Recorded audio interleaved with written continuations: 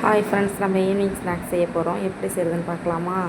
அதுக்கு வந்து வெங்காயம், தக்காளி, பச்சை மிளகாய், பன்னீர், அப்புறம் கார்னை வந்து வேக வச்சு நான் அப்படி உதுத்து வச்சுருக்கேன். அப்புறம் மட்டன் மசாலா, தனித்தூள், முட்டை, உப்பு, கடல மாவு இதெல்லாம் எடுத்திருக்கேன். கடல மாவுனா கடலை மாவு இது எடுத்திருக்கேன் எல்லாம். அப்புறம் வந்து ஒரு கிண்ணத்தில் வந்து நம்ம வந்து கட் பண்ணி வச்சுருக்க எல்லாத்தையும் போட்டு அதில் வந்து முட்டை எல்லாத்தையும் போட்டு நல்லா நம்ம கலந்து வச்சுக்கணும். உங்களுக்கு வந்து என்கிட்ட வந்து பன்னீர் கார்ன் தான் இருந்துச்சு. நீங்கள் சீஸ் இருந்தாலும் போட்டுக்கலாம், கேப்சிகம் போட்டுக்கலாம், எதாக இருந்தாலும் போட்டுக்கலாம், உங்கள் இஷ்டம்தான்.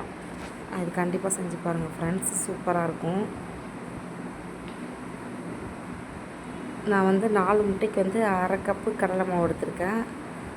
நீங்கள் எவ்வளோ குவான்டிட்டிக்கு தகுந்த மாதிரி நீங்கள் எடுத்துக்கோங்க. அப்புறம் ஒரு விஸ்கை வச்சு நல்லா கலந்துக்கணும். அப்படியே ஆம்லேட் பண்ணுற மாதிரி தான் இருந்தாலும் இதெல்லாம் போட்டு பண்ணும்போது சூப்பராக இருக்கும். அப்புறம் கொஞ்சம் லாஸ்ட்டாக நான் கஸ்தூரி மேத்தி கொஞ்சம் ஆட் பண்ணிக்கிட்டேன்.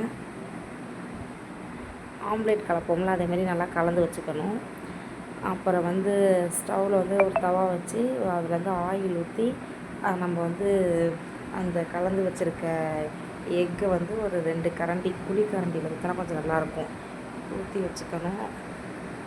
நான் வந்து பட்டர் இல்லை எங்கள் வீட்டில். பட்டர் இருந்தால் பட்டர் போட்டுக்கலாம். நீங்கள் கண்டிப்பாக பட்டர் இருந்தால் போடுங்க, இன்னும் கொஞ்சம் டேஸ்ட்டாக இருக்கும்.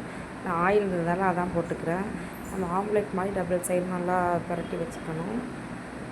இது ரொம்ப ஹெல்த்தியும் கூட. கண்டிப்பாக குழந்தைங்களுக்கும் செஞ்சு கொடுங்க.